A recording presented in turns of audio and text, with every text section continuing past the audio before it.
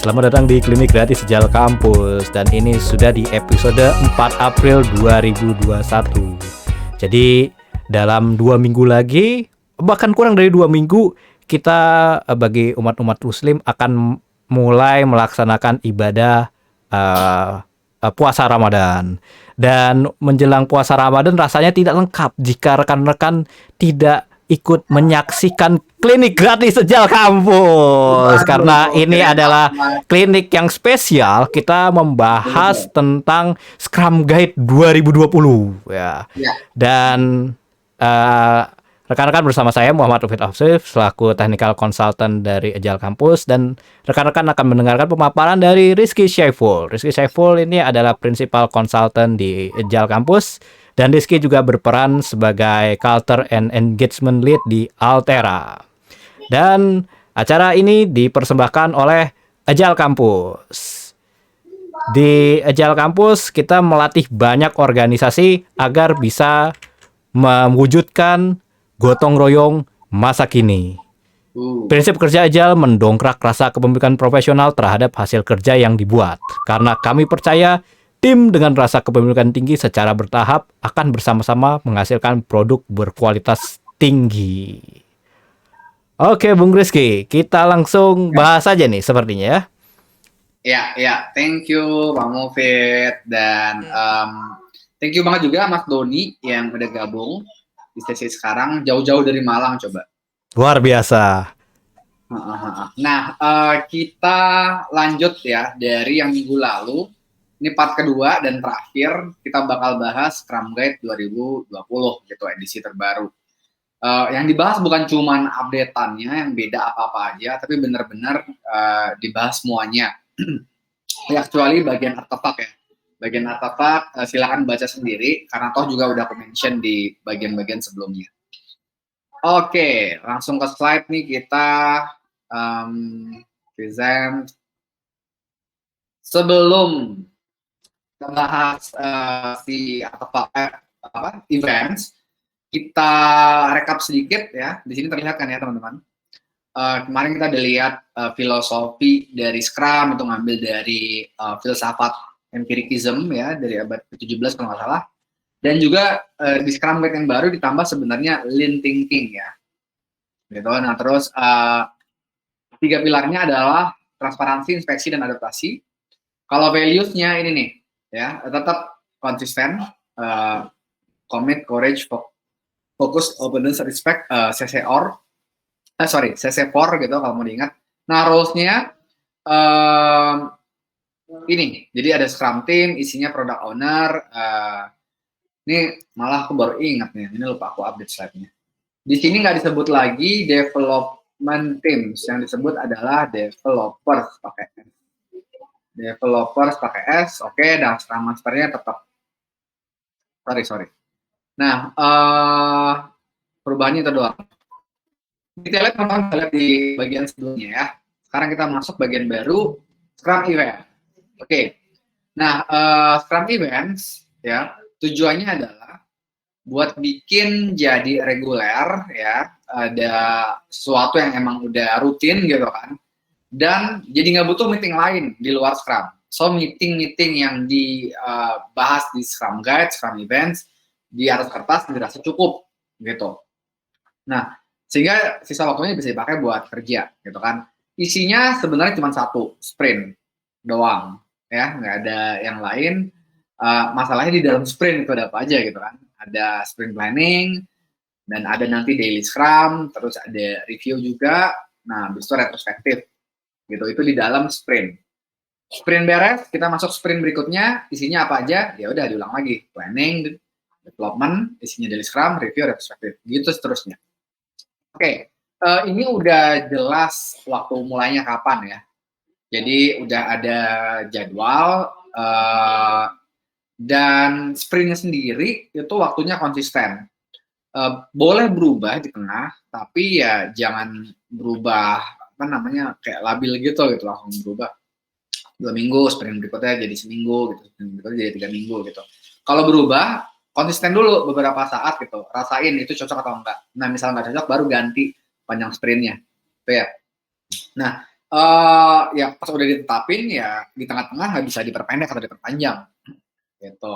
Nah terus karena udah jelas kapan waktu mulainya dan si sprintnya sendiri juga emang konsisten, kita jadi punya schedule yang jelas ya. Ini yang katanya regularity gitu. Nah ini yang kenapa tadi nggak butuh meeting lain karena emang udah dirancang mengoptimalkan transparansi, inspeksi dan adaptasi gitu ya. Nah, acaranya sendiri, nah ini konsep yang diperkenalkan oleh Scrum, time box. Maksudnya apa? Ya ada waktu maksimum.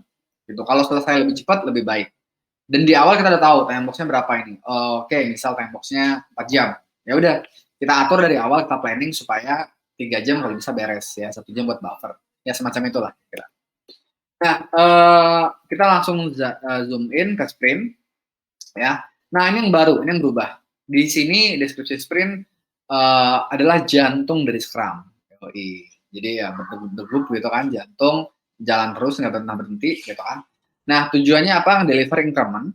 Increment udah dibahas tadi di bagian sebelumnya gitu. Dan bikin satu langkah lebih dekat ke si product goal. Ini juga yang baru dari Scrum Guide 2020 si product goal gitu. Nah, artinya dengan adanya increment, ada sesuatu yang dirilis, ada value yang dihantarkan ke pengguna, ya harapannya ya kalau emang ternyata bermanfaat gitu kan. Nah, itu adalah salah satu milestone yang nyambung sama produk goal. Itu mungkin penjelasannya. Oke, biar konkret, sekarang nih ada ceritanya kan rangkaian ya. Sprint ke-7, sprint ke-8, ke-9, ke-10, gitu kan. Nah, masih sama ya, maksimum 1 bulan kalender, gitu. Dan tadi kan konsisten udah dibilang. Nah, terus kenapa sih emang 1 bulan ini gitu? Karena kalau makin lama, makin gede, itu resikonya membesar. Resiko seperti apa? Resiko apa yang kita buat ternyata itu nggak disukai pengguna. Asumsi kita salah gitu tentang value. Ya itu kalau sprintnya seminggu juga tetap ada sih kemungkinannya, tapi kemungkinannya lebih kecil. Makin gede panjang sprintnya, makin besar kemungkinannya. Kemungkinan salah bikin. Karena yang dibikin juga makin besar. Nah, terus nggak ada gap. Ya, jadi habis sprint langsung lanjut sprint berikutnya. Gitu. Nah, kedua hal ini kalau dilakuin, itu bakal, nah ingat ya yang kemarin, ini kalau ungu-ungu ini berarti tambahan aku aja gitu. Nah, akan meningkatkan akurasi estimasi gitu. Nah, ini kan yang bakal bikin bantu bisnis gerak lebih lebih nyaman gitu. Ketika estimasi dari developer cukup akurat, mereka jadi bisa ngedeal dengan pihak luar lebih lebih enak untuk bikin strategi yang lebih momentum juga lebih gampang gitu. Kok bisa estimasi makin akurat? Ya karena terlatih developernya buat menilai kapasitas mereka itu tiap tiap panjang sprint ya, entah seminggu atau 2 minggu, itu berapa sih gitu. Nah, itu nanti kita bahas lebih detail. Oke, nah terus di penghujung sprint, itu tadi ya, semaksimal mungkin increment-nya bisa bisa di deliver. Di deliver itu bukan berarti dirilis ya. Rilis atau enggak itu tergantung strategi dan ketok palunya product owner. Maksudnya ini lebih ke ya udah dikasih ke product owner, ini updatean versi terbaru software udah siap loh gitu. Kalau mau ditaruh di Play Store, di App Store udah bisa sebenarnya gitu. Nah, seenggaknya di akhir sprint itu udah ada. Kalau di tengah-tengah udah jadi, ya kenapa enggak? Bagus gitu. Berkali-kali jadi muncul increment-nya, ya. Ada 3 fitur gitu dijelaskan, per satu fitur, satu increment jadi gitu kan. Mungkin lagi fitur berikutnya, jadi lagi increment-nya, itu juga boleh, bagus. Gitu. Tapi seenggak-enggak di akhir udah jadi. Nah, di awal dari sprint, itu si product owner dan developers sepakat sprint goal-nya apa. Sprint goal itu tema besar dari sprint. Ya, tema besar dari sprint yang akan menggambarkan kerjaan-kerjaan apa yang diambil gitu. Benang merahnya apa sih? Gitu ya. Itu juga disepakati di awal sprint. Kerjaan-kerjaan apa yang diambil. Diambil oleh siapa? Diambil oleh dev team. Yang mereka pikir kayaknya bisa deh mereka kerjain satu sprint ke depan. Yaitu yang bisa seminggu atau bisa 2 minggu gitu. Nah, terus terakhir sepakat akan DOD. DOD ini checklist, kayaknya udah disinggung ya di bagian sebelumnya. Checklist yang harus dipenuhi oleh semua requirement kalau mau dibilang selesai, gitu. Jadi ini checklist yang nggak terkait sama si detail per requirement ya. Biasanya kan fitur ada di deskripsinya gitu, acceptance kriteria. Nah, kalau DOD ini di luar itu yang dia apply ke semua requirement gitu. Contohnya kan kemarin kayaknya udah diangkat juga, misal harus memenuhi kaidah tampilan dari Google gitu. Google merilis tampilan mobile app harus seperti ini. Nah, dia belum done kalau belum ngikutin kaidah itu bisa gitu. Atau dia belum done kalau test coverage-nya belum 100%. Nah, ini berarti urusan dapur sebenarnya. Itu juga bisa. Nah, checklist-nya disepakatin. Nah, terus di tengah-tengah sprint-nya ya si apa yang dikerjain, fitur-fitur apa yang diambil itu detailnya masih bisa berubah. Masih bisa lebih detail, diperdetail lagi bisa. Bahkan juga masih bisa dihilangin, dikurangin gitu atau ditambah. Gitu ya. Ya kesepakatan product owner sama developers. Gitu. Kira-kira gimana? Cuman yang nggak boleh adalah sprint goal-nya. Ya. Itu dia. Jadi yang dikunci itu sprint goal gitu. Bahwa tema besar di sebuah sprint itu harus konsisten. Kalau mau ganti sekalian aja sprintnya dibubarin. Ya. Nah, ini yang buat aku pribadi ini bantu developers, bantu dalam artian bikin mereka otaknya fokus gitu. Kenapa? Karena pas kita digoyang buat bikin fitur yang jauh banget sama yang kita kerjain sekarang, itu berarti otak kita harus dikosongin RAM-nya. Kita harus mikirin kode yang beda lagi, kita harus mikirin database yang beda lagi gitu. Nah, itu costly. Gitu. Itu bikin performa jadi turun, context switching. Nah, kalau di OD ya nggak, sebenarnya boleh berubah. Berubahnya cuman harus nambah banyak ya, harus kualitasnya meningkat gitu. Yang nggak boleh kualitasnya nurun gitu ya. Checklistnya udah ada disepakatin di awal sprint, tapi di tengah-tengah checklistnya diabaikan gitu. Nah, itu yang nggak boleh. Cukup jelas? Lanjut ya. Gitu. Nah, tadi di sini sprint bisa di cancel di tengah-tengah, dibatalin. Ntar bikin sprint baru lagi gitu. Jadi jadwalnya berarti geser. Lanjut nih ya Pak Mufid ya. Ya, silahkan. Sorry nih, kalau begini emang butuh cek tes ombak. Kalau enggak takutnya koneksi putus diem-diem. Oke. Nah, terus apakah sprint itu project gitu. Nah, ini bukan section khusus sebenarnya di Scrum ya, tapi dibahas gitu ya. Nah, kalau berdasarkan buku PMBOK ya yang dirilis Project Management Institute gitu. Project adalah kegiatan yang temporer, udah kebayang bahwa akan berakhir, dan yang dikerjakan itu sesuatu yang unik gitu, sesuatu yang beda, buat sesuatu yang berulang-ulang. Nah, buat Scrum, ya masih di Scrum sekarang masih dibilang sprint itu bisa dianggap sebagai project yang singkat, gitu. Jadi kalau dibilang Scrum anti proyek, gitu. Nah, tergantung nih definisi proyek apa dulu nih. Kalau definisi proyek yang emang yang basic banget, the first principle of project gitu ya, bukan yang lain-lain, itu sebenarnya iya, sprint itu project gitu. Dan memenuhi ini ya, bahwa ada awal yang jelas, akhir yang jelas, dan apa yang dikerjakan juga cukup jelas. Nah, pertanyaannya, ini tambahan berarti di luar Scrum, kalau kita mengerjakan sesuatu pakai Scrum, apakah itu proyek? Gitu. Nah, ya jawabannya enggak ya. Kalau ceritanya semua kerjaan kita di awal ya, pas kick off inisiatifnya itu, kayak udah bisa diplotin ke sprint gitu kan. Kerjaannya ada 26 misalnya dari A sampai Z. Nah, itu bisa dibagi oke, A sampai C sprint pertama, misalnya sprint kedua gitu-gitu. Terus kita yakin bahwa bakal 26 item kerjaan itu doang gitu, 26 fitur itu doang. Ya itu sih ngapain pakai Scrum gitu ya. Jadi maksudnya banyak kegiatan di Scrum yang sebenarnya nggak terlalu bermanfaat kalau cara kerja kita seperti itu. Gitu. Nah, tipe kerjaan kayak gitu yang emang udah jelas bisa dikunci di awal, itu yang kalau di awal tadi bukan pasti bisa dibilang bukan complex problem ya. Itu problem atau masalah yang udah bisa diketahui di awal solusinya apa dan cukup yakin. So ya, development pakai Scrum itu bukan proyek. Meskipun sprint itu adalah proyek pendek. Sorry ini agak panjang lebar, soalnya fundamental, jadi aku spend satu slide khusus di sini. Nah, terus kita ke apa sih? Si sprint planning. Di sprint planning ini kita punya goal-nya apa Nah, ini yang berubah ya di Scrum Guide 2020 gitu. Ada 3 pertanyaan yang harus dipastiin dipahami gitu di acara ini. Yang baru ini nih gitu. Jadi why do we need this? Gitu ya. Ini kita bakal bahas di Scrum Guide 2020. Cuman sebelum itu aku ke mekaniknya dulu. Sprint planning ini di awal sprint ya. Masih sama 8 jam maksimum di satu sprint gitu. Buat sprint 1 bulan. Kalau sprintnya lebih pendek, silakan atur sendiri time box-nya berapa. Yang penting sepakat aja gitu.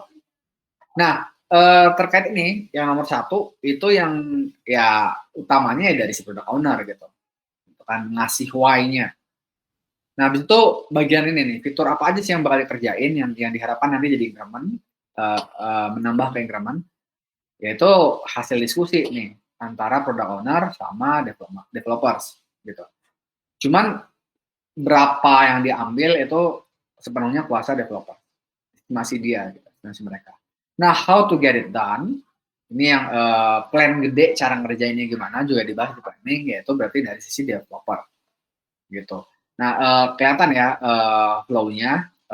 Ya dari awal sih yang di sini tentu developers perlu ikut, wajib gitu. Cuman mungkin di level 3, misal udah bisa ditinggal sama product owner ya tinggal aja sebenarnya gitu.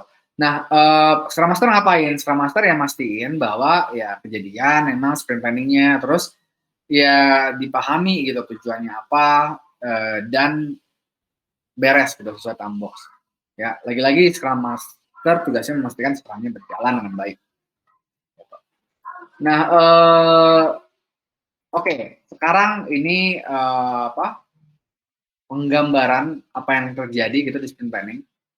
Dimulai dengan product owner yang menjelaskan gitu. Oke, produk goal kita apa? X gitu kan. Target jangka panjang kita nih yang sebulan lebih gitu. Nah, di produk goal sendiri mungkin punya milestone, mungkin punya step-step lah, langkah-langkah gitu. Mana yang paling utama gitu, mana yang paling urgent. Nah, itu yang perlu dijelaskan. Buat bikin kita lebih dekat ke produk goal, inilah yang paling urgent buat saya gitu.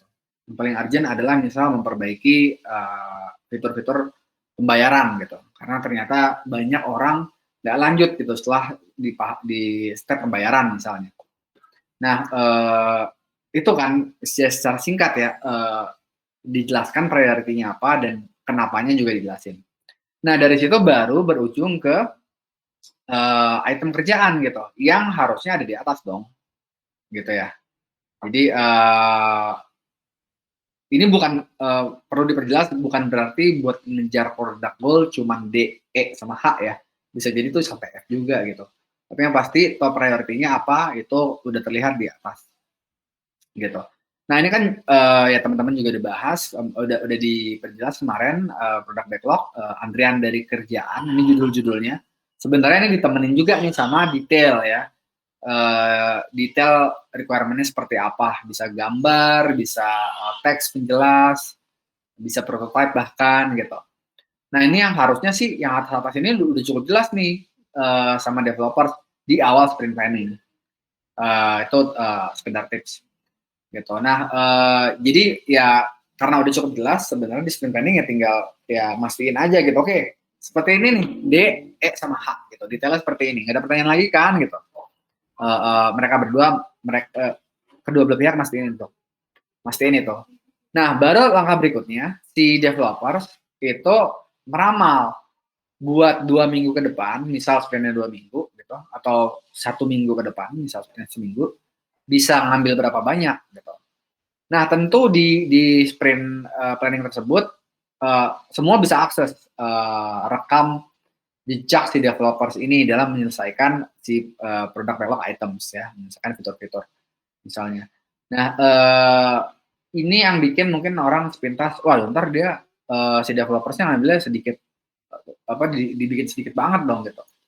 Nah, ya sebenarnya sih kalau ideal Scrum dijalanin, bahwa catatan performa mereka yang lampau-lampau itu juga ada catat, harusnya mereka nggak bisa ngambil jauh lebih sedikit gitu dari yang biasanya gitu. Nah, Dan juga DoD, yang si checklist yang dibilang tadi itu juga harus terlihat. Kenapa? Karena dia harus dipenuhi oleh semua fitur yang dikerjakan gitu. D harus memenuhi, selain memenuhi deskripsinya, certain kriteria, dia juga harus memenuhi semua checklist di DoD. E juga gitu, harus memenuhi semua checklist di DoD. H juga gitu. Jadi ini harus ada pas lagi developers ngeramal kira-kira satu sprint ke depan bisa beres berapa. Ceritanya diambil 2 lah gitu kan, dimasukin ke sprint backlog gitu. Nah, disinilah yang ya udah nih, ini ada items yang diambil sama strategi ngerjainnya gimana gitu. Nah, ini yang belum didetailin ya. Nah, terus baru ya ini stepnya sebenarnya bisa dibalik sih bagian yang 2 ini gitu. Nah, sprint goal duluan atau pengambilannya yang duluan. Intinya dirangkum apa yang diambil itu gitu, tergambar ke sebuah kalimat yang nanti bakal dikunci gitu sepanjang sprint. Kayak tadi kan aku bilang memperbaiki pembayaran. Nah, itu bisa jadi sprint goal gitu. Membuat proses membayar jadi lebih seamless gitu. Bisa jadi sprint goal. Dan nggak boleh lari fiturnya dari pembayaran sepanjang sprint itu. Gitu. Kalau mengerjain yang lain ya Scrum Master tuh yang ngelindungin developer gitu. Nah, sebenarnya itu dia ya. Ini juga update 2020. Sprint goal adalah bagian dari sprint backlog sekarang. Ya, jadi cuman ada product backlog sama sprint backlog. Sprint goal tuh di dalamnya gitu. Nah, terus ya udah nextnya tinggal dibahas nih gimana cara ngerjain si fitur D gitu, fitur E. Nah, ini boleh mecahin task-task yang technical banget gitu. Karena kan bahasa di product backlog tuh bahasa yang bisnis banget. Orang awam ya bukan developers harus paham nih, harus bisa paham gitu. Pas dijelasin product backlog. Ini yang juga nggak mesti plan buat satu sprint depan beres semua ya. Yang penting cukup buat kerja ya 1, 2, 3 hari ke depan lah gitu. Karena mereka toh juga bisa diskusi di tengah strategi ini. Oke, ini yang juga pas lagi mereka mencah-mencahin ya, jadi task-task jangan lupa lihat DoD-nya gitu. Kenapa? Karena ya tadi Scrum itu mengangkat transparansi. Jadi sebenarnya di semua tim, di sebuah tim yang mereka Scrum, DoD-nya itu bisa dibaca oleh siapapun. Artinya bisa diaudit sama product owner sendiri, sama stakeholder gitu. Ya supaya nggak audit DoD-nya ini nggak dilakuin gitu kan, ya pastiin dibahas pas lagi sprint planning, jadiin task gitu, jadi nggak bakal lupa. Gimana kalau yang ini, aman? Oke, Bung Rizky, ini kita melihat di sprint planning memang ada yang tidak, ini memang ada praktik yang tidak disebut, tapi ada praktik di mana sprint planning dilakukan di asinkronus dalam tanda kutip. Jadi planning, iya, jadi planning ada di antara sprint itu developer melakukan developer dan product owner melakukan diskusi mengenai apa yang harus dilakukan di sprint selanjutnya, sehingga pas sprint planning itu waktunya bisa sangat sebentar sekali. Kalau kayak gitu sebenarnya memang tidak diatur dalam Scrum Guide, tapi dalam pandangan Scrum sendiri bagaimana ya praktik seperti itu, Bung Rizky? Ya, itu bagus banget gitu. Itu yang aku bilang di awal tadi kan pas lagi yang di tahap ini ya gitu. Di sini deh kalau nggak salah deh. Bagusnya si developer sama product owner ini udah sepaham sama yang top priority-nya ini gitu, yang dicanangkan top priority oleh product owner gitu. Si requirement D-nya ini udah jelas, detailnya E-nya ini udah jelas, H-nya udah jelas. Jadi tadi aku bilang tinggal deal sebenarnya. Oke, gimana? Ya maksudnya deal secara formal gitu kan. Yang D, E, H ini nggak ada pertanyaan lagi kan ya gitu. Dan itu idealnya bisa seperti itu. Kenapa? Karena aku ngerasain sendiri juga gitu. Kalau lagi nggak jalan ya si sprint Scrum-nya itu dengan baik, salah satu contohnya adalah si ide topik besar apa yang mau dibuat itu bahkan baru tercetus mungkin sesaat sebelum sprint planning. Jadi sprint planning-nya itu makan waktu tuh buat ngedetailin requirement gitu. Dan detail requirement-nya tentu ya pastinya karena dilakuin di tempat nggak nggak empirik gitu. Ya mungkin ya berdasarkan insting si product owner aja sama developers. Oh kayaknya begini, begitu, begini, begitu. Kemungkinan buat salahnya lebih gede gitu. Makanya kalau nggak salah dibahas juga, aku yakin dibahas itu pas di product owner sebelumnya. Buat product owner ini bisa dibantu oleh sebuah tim ya ataupun si developer itu sendiri buat ngedetailin requirement gitu. Aku lihat emang kalau si product owner sendirian, terus bisa ada developers, besar kemungkinan nggak sempat buat dia untuk ngedetailin requirement. Yang bikin uh, sprint planningnya jadi nggak berkualitas, kelamaan buat ngedetailin requirement.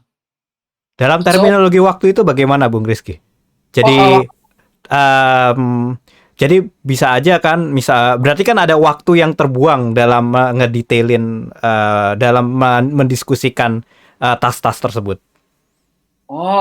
kalau itu kita ada product backlog refinement gitu. Jadi emang Tapi di ini kan sana belum termasuk. Ini kan untuk sprint depan, belum bukan sprint saat ini. Apa belum itu bisa belum juga? product backlog refinement yang di tengah development itu bisa buat ngebahas buat sprint berikutnya. Oh, menarik. Baik, Gitu. baik. Jadi sekarang memang udah ngasih sebenarnya udah ngasih gitu. 10% dari waktu sprint maksimum gitu. Ya yang penting sih sebenarnya developers ya asal jangan mendadak aja gitu. Udah agak define jauh hari oh ntar kita meeting kita detailin requirement gitu. Terus mungkin di akhir hari gitu. Jadi nggak ganggu flow kerjanya mereka. Harusnya sih oke.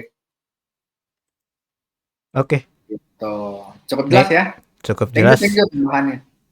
Nih ada yang baru bergabung, Kenji Azimi. Selamat datang, Pak.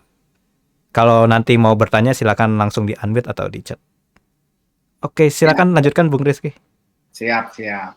Dan juga nih Pak Kenji ini kita rekam ya. Kalau ada yang konfi bilang aja ntar dihilangin. Oke, lanjut. Habis itu acara berikutnya daily scrum. Nah, ini ya gambarannya ini ya visualisasinya ya. Ini kotak gitu kan sprint, ini PL maksudnya planning udah beres. Ya habis itu tinggal dikerjain gitu. Kalau udah jelas apa yang mau dikerjain. Nah, di dalamnya cuman ada daily scrum. Ini yang bagian scrumnya tuh di sana gitu. Kalau developernya ya monggo lah atur masing-masing. Scrum nggak seperti SP ya yang atur di developernya harus kayak gimana.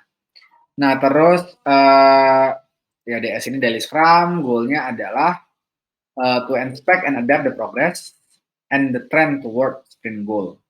Nah ini aku merahin, ingat ini berarti sesuatu yang ada di Scrum Guide sebelumnya, tapi nggak muncul lagi di sekarang. Cuman menurutku bagus gitu. Makanya aku keep di penjelasan sekarang. Nah progress ini ya tentang apa sih? Ya udah kondisi kita saat ini gimana sih gitu. Jadi apa yang jalan bagus, penghambatnya apa aja, itu kita paham. Nah kita paham dan kita juga bisa karena kita tahu masalahnya apa, kita bisa cari solusi ya, kita bisa adapt. Nah kalau tren itu ya menggambarkan gimana nih kita udah sesuai laju yang seharusnya gitu, atau belum gitu, atau kita lambat atau malah kecepatan. Nah, ini yang bisa juga di inspect di daily scrum. Nah, khususnya kalau teman-teman punya chart task burndown. Gitu. Nah, ya menurut aku ini sesuatu yang bagus juga di keep buat dipantau. Karena nanti bakal developers bakal bisa lebih awal tahu kalau mungkin dia ngambilnya kemarin kebanyakan dan lebih cepat buat notif ke product owner. Ini kayaknya kemarin kebanyakan ngambilnya gitu. Di apa tengah-tengah sprint, misal sprintnya 2 minggu gitu kan, di tengah-tengah minggu hari pertama di Rabu udah bisa langsung bilang kayaknya ngambilnya kebanyakan nih. Please expect that we can only deliver this. Gitu. Nah, ya Scrum Guide bilang ini bukan meeting yang standar, maksudnya meeting yang agak unik sebenarnya, cuman synchronize activities ya sama plan buat 24 jam ke depan. Gitu waktunya juga masih dibatasin 15 menit. Dan kalau mau ada meeting tambahan, ya misal ya bahas tadi kan solusi gitu dari masalah, ya itu udah another meeting, daily scrum-nya ditutup dulu. Gitu, dipisah meetingnya. Kenapa? Karena ya biasanya kalau sama ngebahas juga solusi, takutnya ntar ada developer yang roaming gitu kan, dia kayak kebetulan nggak relevan buat dia diskusinya. Cuman dia juga mau keluar dari meeting nggak enak gitu, malu. Nah ntar apa namanya, pakai kan waktunya, sayang gitu. Jadi setelah daily scrum, kalau daily scrum kan wajib semua developers ikut. Nah setelah daily scrum ya silakan meeting ad hoc gitu. Nah ini juga tambahan di Scrum Guide di bagian yang terpisah. Goalnya juga buat memperbaiki komunikasi, tahu penghambat apa-apa aja, dan promote group decision making. Jadi harusnya kalau daily Scrum jalan dengan baik, ya decision making skill dari developers juga meningkat gitu. Masalah keangkat tiap hari dan ambil keputusannya cepat, ngambil solusinya, diskusinya gitu. Self managementnya jadi meningkat, itu kan istilah baru di Scrum ya, self management gitu. Nah terus di tempat yang sama, di setiap waktu, waktu yang sama di tempat yang sama setiap waktu.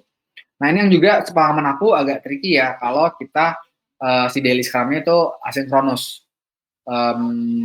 Better usahain sinkronus gitu. Jadi di live gitu, di waktu yang sama. Itu bakal lebih baik. Masker ngapain? Apakah ikut? Ya mastiin orang lain nggak ganggu gitu. Jadi kalaupun datang orang lain ya nggak mengganggu si apa developers.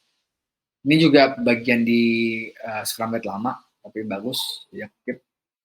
Nah terus sprint review habis itu. Sprint review ya, waktu development habis, jadi taruh di ujung dari si panjang sprint itu sendiri, gitu. Nah, goalnya menginspek keluaran dari sprint. Keluaran dari sprint apa udah jelas ya, increment gitu. Nah, cuman kalau misalnya incrementnya nggak jadi, ya maksudnya apa? Nggak ada yang beres yang siap rilis gitu kan. Increment kan definisinya harus siap rilis. Updatean yang siap rilis secara teknis. Nah kalau emang nggak jadi ya tetap diinspek apa aja gitu yang dihasilkan, dan membahas di masa depan, ya diskusi lah di masa depan mau ngapain gitu. Ada adaptationnya juga dibahas di sprint review. Meskipun lagi-lagi diingatkan ini adalah domainnya product owner ya gitu, buat ngatur arah produk ke depannya. Jadi di luar meeting sprint review, product owner pun juga tetap bisa ambil keputusan, ngelakuin riset.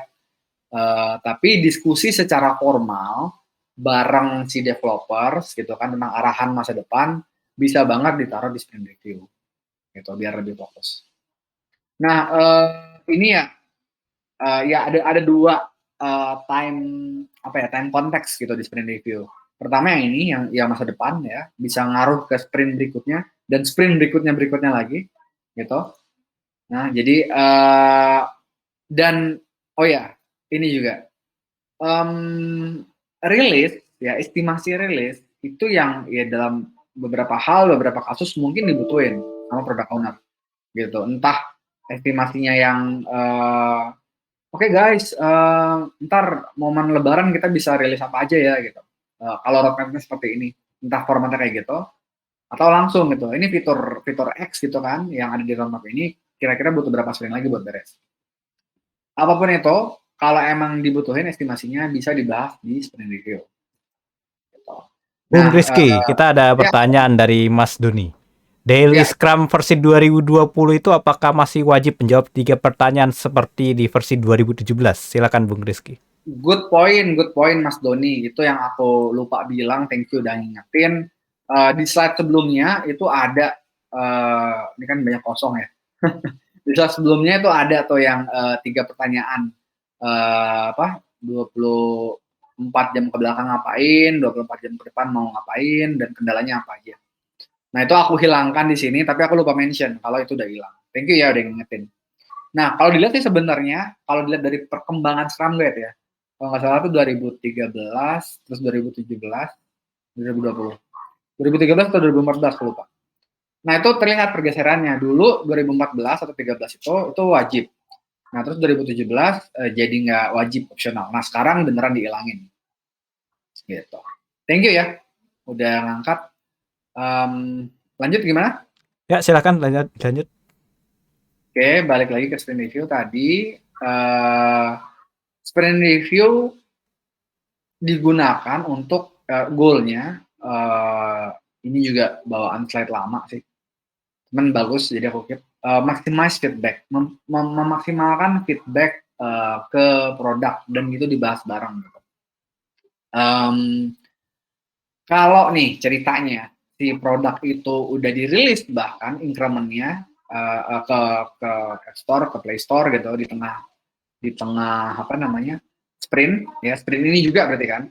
Nah, hasil rilisannya, analitiknya, hasil ujian atau cacian user di App Store atau Play Store itu juga dibahas langsung di sprint review gitu ya. Atau mungkin kalau emang nggak dirilis di sprint ini, mungkin yang dirilis di sprint sebelumnya itu juga dibahas di review.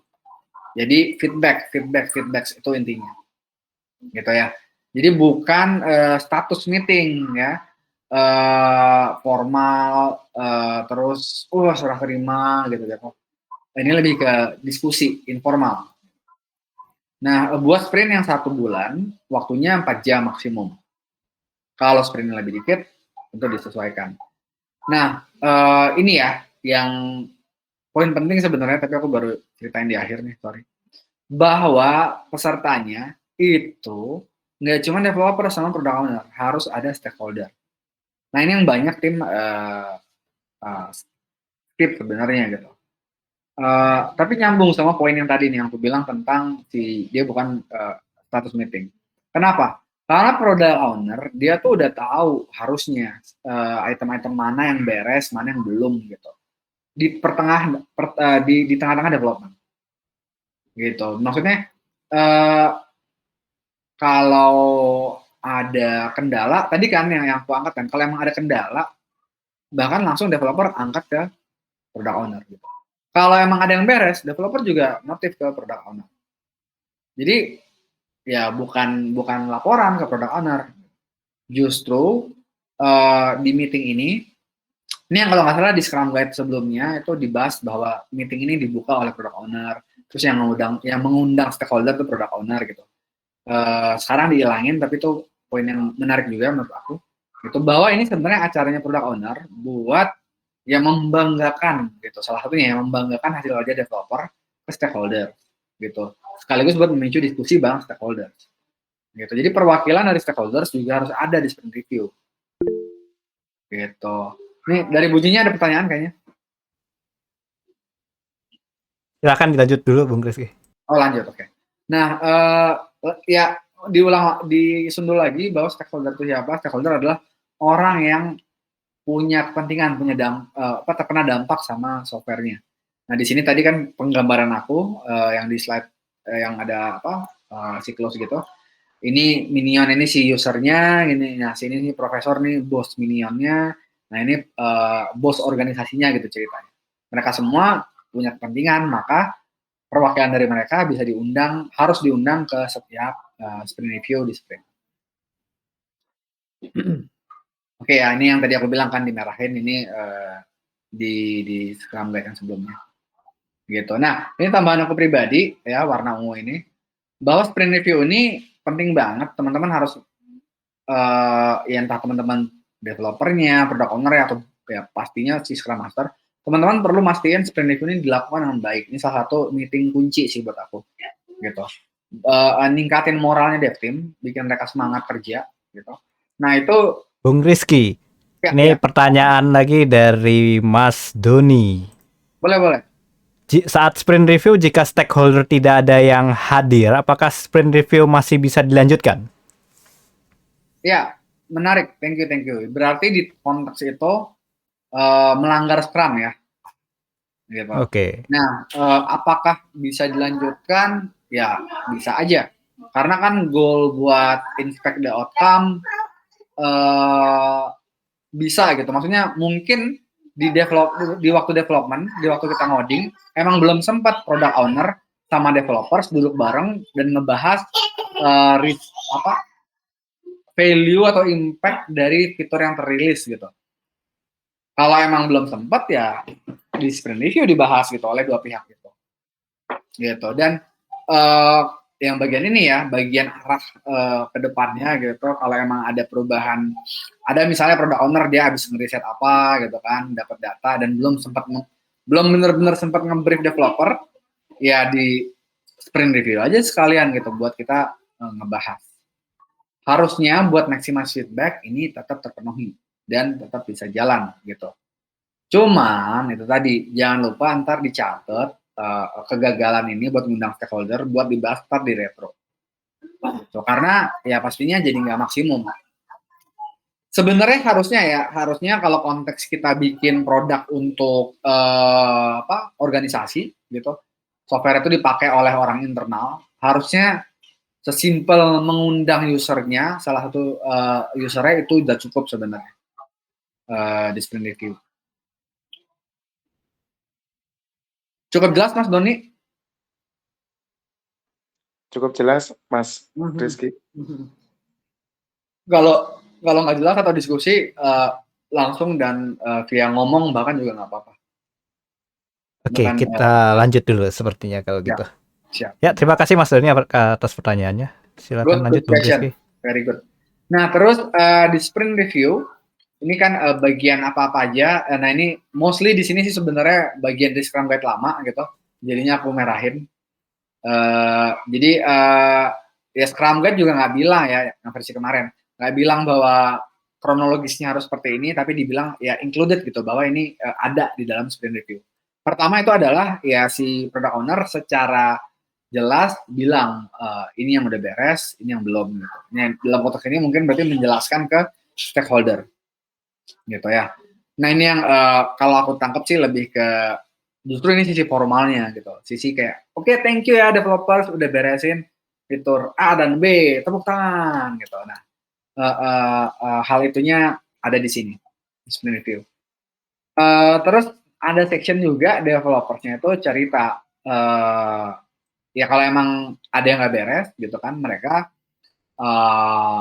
harus accountable untuk report secara formal gitu ke depan stakeholder. Bahkan kemarin kita ngambil 3 item nih, D, F sama E gitu misalnya, dan ternyata cuma bisa beres D karena bla bla bla, kendalanya gini-gini gitu. Nah itu mereka yang ngomong langsung gitu, problem yang mereka temukan dan gimana cara mereka berusaha menyelesaikan problem itu. Oke, nah di sini mulai kebayang ya yang klaim aku tadi gitu, bahwa ini bakal ningkatin moralnya developers. Mereka emang dipaksa buat ngomong gitu, mempertanggungjawabkan estimasi mereka sendiri. Mempertanggungjawabkan bukan dengan kayak terpaksa begadang gitu, yang namanya estimasi ya estimasi gitu kan ya, bisa salah gitu. Mempertanggungjawabkan dengan ya cerita, kalau emang ada kendala dibuka gitu, nggak malu-malu. Nah terus ini bareng-bareng berarti product owner, developer sama si Scrum Master ngedemoin increments-nya gitu. Cuman ya di sini yang mendemokan yang garis depannya itu si developer gitu. Product owner sama Scrum Master di belakang. Ngedemoin ke stakeholder gitu kan. Nih stakeholder kan orang luar tim, Scrum team. Nah ini juga bakal ningkatin moralnya dev team menurut aku gitu. Mereka ya merasa bangga dong sama produk yang mereka kerjain gitu. Dan ini kuncinya sebenarnya yang diharapkan sama Scrum.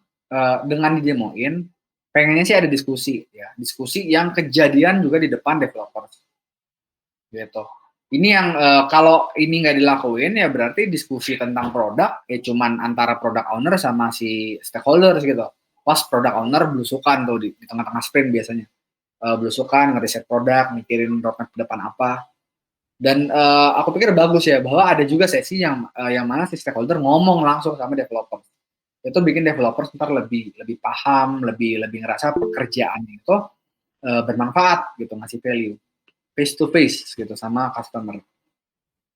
Nah bagian ini emang nggak aku tandain merah karena ini secara eksplisit ada di Scrum Guide yang sekarang, yang bagian yang ininya. Terus Bung Rizky, pengingat kita ada 10 menit lagi. Silakan. Oke, thank you. Ini bentar lagi kok. Nah, terus yang berikutnya ini juga nggak didetailin di Scrum Guide 2020 ya. Cuman dibilang bahwa emang bisa buat adaptation, bahwa emang bisa loh buat mengubah produk backlog di tengah sprint review itu boleh. Dan di luar sprint review juga boleh gitu. Di pas development si product owner mengubah gitu kan roadmap soft item yang belum dikerjain gitu, boleh banget juga. Dibahas dari sisi long term gitu, bahas tentang market, kompetitor gitu kan, budget. Kita punya kalau di Scrum ya berarti kayak kita punya nafas berapa sprint lagi nih gitu. Sampai ntar kita butuh funding berikutnya misal. Atau timeline release itu yang tadi aku bilang gitu. Kayak punya bayangan misalnya product owner kayaknya ntar di momen ini bagus ada ini deh, ntar bakal sukses deh, bakal bisa nambah revenue berapa gitu. Nah, itu juga dibahas di sini. Dan short term. Nah, ini berarti sesuatu yang jangka pendek yang mungkin Oke, Bung Rizky, kita ada pertanyaan dari Mas Doni lagi nih. Jadi pertanyaannya adalah bagaimana sikap Scrum Master jika ada stakeholder yang menyerang developers jika dalam satu sprint tidak ada progress atau increment yang signifikan? Silakan Bung Rizky. Oke, pas itu kejadian tentu Scrum Master perlu langsung ngasih konteks ya ke stakeholders. Kemungkinan besar kalau pengalaman aku, stakeholdersnya itu dia nggak paham kompleksitas software engineering gitu. Jadi emang dia nggak tahu ya, mungkin dia baru banget, dia pikir yang ngoding itu mudah gitu. Dia pikir ngoding itu selevel sama tukang bangunan lah misalnya, bikin bangunan. Variabelnya nggak terlalu banyak yang bisa diprediksi gitu.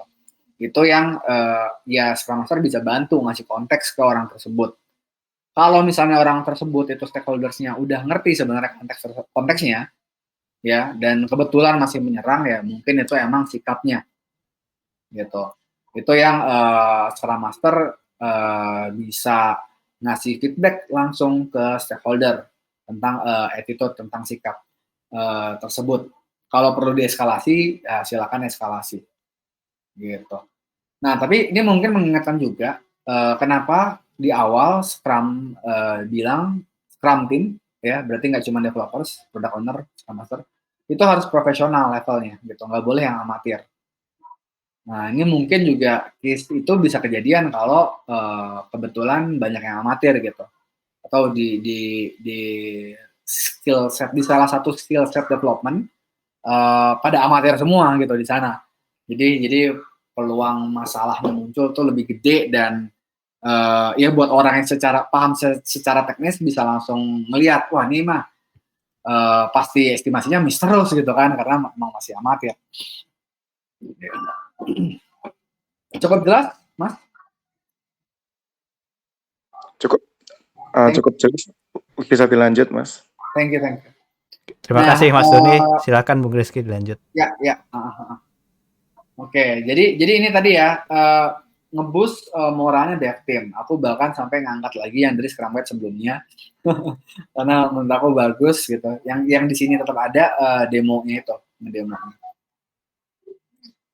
Sorry, salah. Oke, nah besok terakhir ini sprint retrospektif.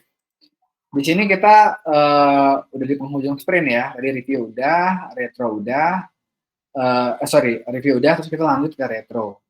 Gitu. Acara reviewnya ditutup dulu. Gitu. Ini dua meeting yang berbeda. Meskipun mungkin berdempetan waktunya. Goalnya apa? Nah di sini si Scrum team, ya tadi si product owner, developer, sama Scrum Master harus meninjau diri mereka sendiri gitu. Ngelihat apa yang bagus, apa yang berjalan dengan baik, yang perlu diselebrasi, apa yang bisa diperbaiki, gitu.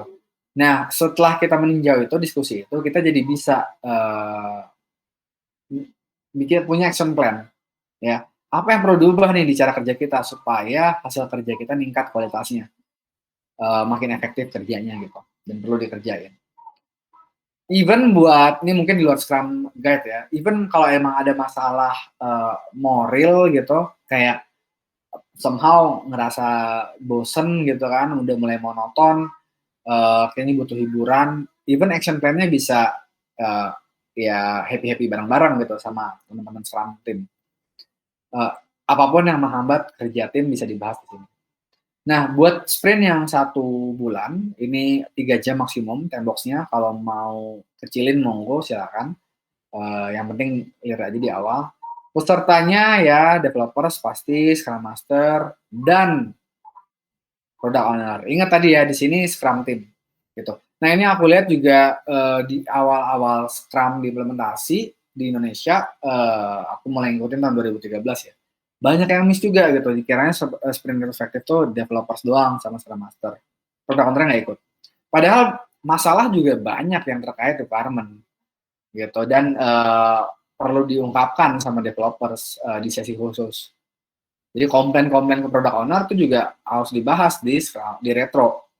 Kalau nggak kebahas atau masih malu-malu, ya berarti itu Scrum Master bisa cari cara ya supaya bikin mereka lebih dekat, lebih terbuka, lebih open. Ya, ini di sprint Scrum Guide yang lampau dibilang Scrum Master berperan sebagai peer. Ya, maksudnya ini bukan kayak bos, posisinya lebih tinggi gitu di retro. Dia juga berarti ya kalau aku tangkap dia juga open sama feedback. Teman-teman kalau ada yang perlu diperbaiki di diri gua gitu sebagai Scrum Master atau Agile Coach apa nih gitu, angkat aja ya gitu. Nah, inilah yang emang kunci inspect and adapt dalam hal bukan produk ya, tapi cara kerja kita gitu, cara membuat produk, cara kita berkomunikasi. Kuncinya di retrospektif. Menurut aku, kalau harus milih apa yang aku lakuin di antara semua event, itu yang aku lakuin pertama kali, aku pastiin jalan dengan baik harus retrospektif. Gitu. Disinilah yang kalau ininya bagus, kita bisa pelan-pelan memperbaiki praktik-praktik Scrum lain yang masih kurang. Jadi pentingnya retrospektif di sana. Nah, ya kurang lebih sama sih sama yang sebelumnya, di inspect people, proses, relationships, tools gitu. Terus diskusiin mana yang positif, mana yang bisa diperbaiki gitu ya, yang cukup negatif. Udah, habis itu bahas apa yang perlu dilakuin, yang konkret, yang levelnya task gitu. Jadi nggak boleh himbauan. Oh, kita harus lebih komunikatif gitu. Kamu harus lebih berani membantu yang lain. Nah itu nggak boleh gitu. harus yang bisa di monitor udah dilakuin atau belum. Nah ini juga nggak didetailin lagi di sprint ini. Bung Rizky, kita ada pertanyaan lagi dari Mas Doni. Jadi pertanyaannya, dalam sprint retrospektif apakah boleh pihak luar, misal direktur, tim manajemen, join di acara sprint retrospektif? Silakan Bung Rizky. Ya, sekarang bilang pesertanya Scrum Team. Gitu. Jadi sebenarnya nggak boleh. Ya, dilarang. Aku pikir kalau kalau dibolehkan harusnya sih sama Ken dan Jeff itu ada tuh dibilang dibolehin, tapi kan nggak dibilang ya, dibilangnya ini acaranya Scrum Team aja gitu. Nah, buat aku ini sebenarnya menarik ya.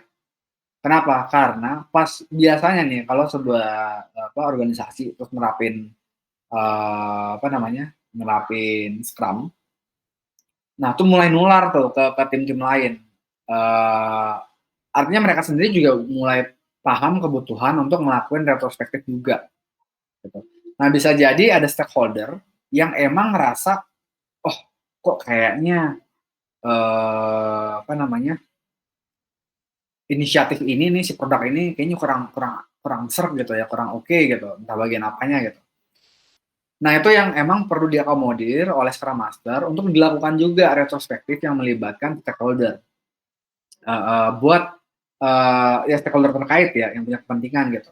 Buat ya mastiin emang semua unek-unek keangkat dan ekspektasi sama realita itu menjadi makin dekat gitu. Tapi kalau sprint retrospektif itu adalah retrospektifnya sprint. Nah, sprint sendiri emang ya acaranya Scrum Team gitu.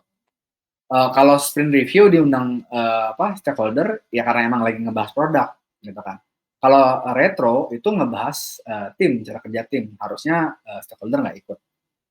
Kalau mau, tadi aku ulangin lagi ya, kalau mau bikin retro yang di luar, bukan sprint retrospektif gitu kan, bagus dilakuin, monggo Scrum Master initiate. Anggotanya siapa aja, atur aja.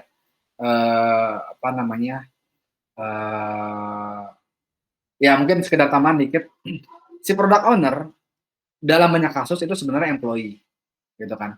Employee ya berarti bisa dipecat, gitu. Kalau emang performanya nggak bagus bisa dipecat. Nah artinya sebenarnya si product owner atau product manager itu perlu juga retro sama bosnya gitu, atau mungkin sama owner perusahaan lah kalau emang softwarenya itu strategik banget. Nah itu yang nggak dibahas di Scrum. Dan aku pikir Scrum Master ya karena emang Scrum Guide bilang harus bantu organisasi juga supaya lebih agile, ya harusnya bisa initiate meeting-meeting rutin seperti itu. Cukup jelas Mas Doni? Cukup jelas, Mas Rizky. Nah, terima kasih. Thank you. Pertanyaannya keren banget. Nah, kayaknya berdasarkan kisah nyata nih. Jadi lanjut ya. Silakan Bung Rizky. Tadi udah di sini. Oh iya, ini kalau nggak salah juga, ini sorry ya, sorry banget kelewat aku. Kayaknya ini juga bagian yang ini deh, yang ditulis di sprint backlog itu yang juga dihilangin di Scrum Guide yang baru. Gitu, salah. Jadi ini aku tandain kuning, ini harusnya merah. Gitu. Jadi Scrum Guide sekarang nggak ada.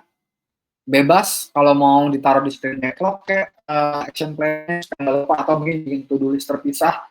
Karena emang mungkin ngerasa, aku tebak ya, Ken sama Jeff ngerasa ya sprint backlog harusnya buat kerjaan gitu. Kalau action plan dari sprint retrospektif terkait sama kerjaan ya berarti mungkin terkait sama DoD ya nggak apa-apa taruh sprint backlog, cuman kan belum tentu terkait sama kerjaan. Kayak tadi yang aku bilang kan bisa aja happy gitu. Nah jadi ya monggo lah atur bikin to do list di mana bebas, di sprint backlog boleh, di tempat lain boleh. Yang penting jangan sampai ya omdo ya, cuma diomongin doang gitu di retrospektif tapi nggak dilakuin. Gitu. Nah kalau itu ya apa nggak jalan si inspect and adapt-nya. Gitu. Nah inilah yang emang tadi kan di awal dibilang ya bahwa Scrum itu cuma Bung Rizky, pengingat waktu kita sudah habis. Sudah lewat 5 menit ya. Yep. Ini terakhir. Kayak yang dibilang di awal, ini kerangkanya sama gitu. Tapi dengan kerangka yang sama kita bisa punya badan macam-macam gitu. Karena disinilah tim nanti makin nemuin gitu buat tim Scrum gue gayanya begini gitu. Ini yang kita terapin di atas Scrum-nya yang beda sama tim sebelah bahkan meskipun satu organisasi. Gitu. Oke, jadi udah udah dibahas event ya, sprint di sini. Di dalamnya ada planning, ada daily Scrum, ada review, ada retro. Seperti yang aku bilang di awal, aku nggak bahas artefak. Kenapa? Karena udah dibahas juga kok di role sama di event. Karena slide-nya beda, jadi belum kaget juga. Developers. Oke. Nah, udah dibahas di event sama di kalau lebih detail baca Scrum Guide-nya gitu. Sekali lagi aku ingatkan ini bukan pengganti Scrum Guide. Teman-teman tetap perlu baca Scrum Guide. Video ini hanya mempermudah teman-teman untuk memahami Scrum Guide yang emang nggak mudah buat dipahami. Scrum Guide itu emang dipaksain buat dikit tipis kayak cuman ngejelasin Scrum itu apa, tapi bukan buat guides untuk implementasi sih aku lihat Scrum Guide itu. So that's it for today. Oke, terima kasih banyak Bung Rizky. Mungkin sebelum kita akhiri, kita ada satu pertanyaan terakhir ya. Kita ada satu pertanyaan terakhir dari saya buka dulu. Sebentar. Ya. Oh ya sudah selesai ya, tidak ada pertanyaan ya, mohon maaf ya. Oke, baik kalau begitu terima kasih banyak bagi rekan-rekan yang sudah bergabung di acara ini. Jadi ini adalah acara rutin. Kita setiap minggu pertama dan minggu ketiga di setiap bulannya. Bung Rizky ada tambahan lagi? Aman. Mungkin ada perubahan format tadi Pak Mufid udah bilang di awal ya. Karena Ramadan dan mungkin karena lain hal. Nanti kita update. Pastiin aja teman-teman udah subscribe ke mail list kita. Utamanya kita komunikasi di sana. Oke, baik. Terima kasih banyak rekan-rekan. Bagi rekan-rekan yang bergabung melihat di YouTube, silahkan subscribe di mailing list kita yang ada di description. Jika rekan-rekan berpikir ini adalah acara yang bagus, silakan like. Kalau kurang suka, silakan dislike dan silakan subscribe juga ke channel YouTube kita. Dan jika rekan-rekan miss tentang bagian yang pertama, silakan lihat di kanan atas untuk part bagian pertama.